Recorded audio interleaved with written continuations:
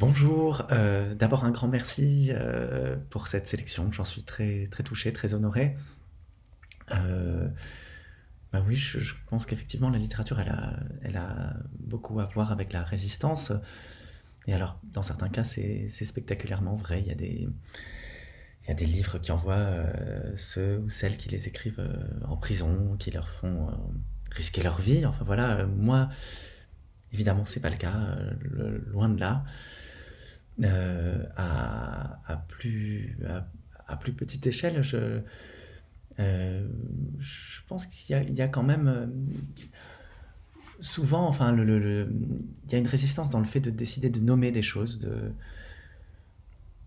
de mettre fin à des non-dits. Là, dans mon livre, c'est le cas. C'est un livre qui est écrit contre un silence familial qui a- le point de départ du livre, c'est le ras-le-bol face à un silence qui, comme très souvent les silences, comme très souvent les secrets, se perpétuent beaucoup aussi par habitude, par confort. Là, en l'occurrence, l'existence d'un enfant depuis toujours comme effacé.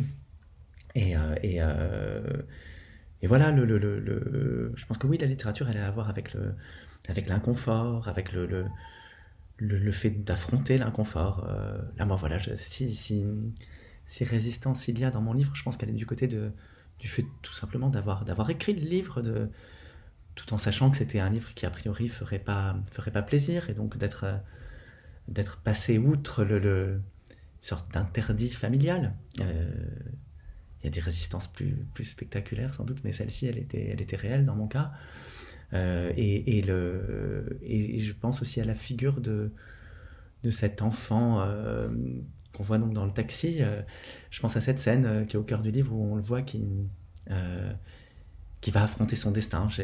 Pour moi, elle était importante cette scène parce qu'on voyait à la fois l'abandon de cet enfant et en même temps le courage qui l'animait, cette façon qu'il avait d'aller affronter la vie, d'aller affronter son, oui, sa destinée, enfin ce qui devait lui arriver, son père, d'aller frapper à sa porte. Voilà.